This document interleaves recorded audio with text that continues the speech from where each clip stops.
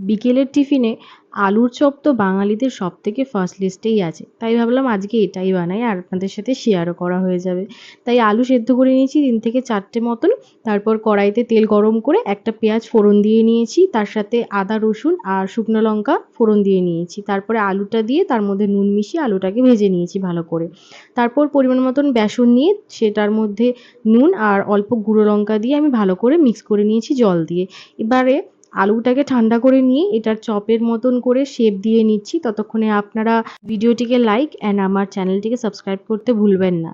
ভালো মতন শেপ দেওয়া হয়ে গেলে আমি ব্যাটারে চুবিয়ে তারপরে তেলে ছেড়ে দিচ্ছি।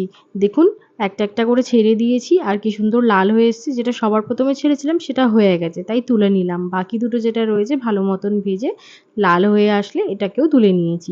শেপটা ভালো না আসলেও খেতে কিন্তু দুর্দান্ত লেগেছিল।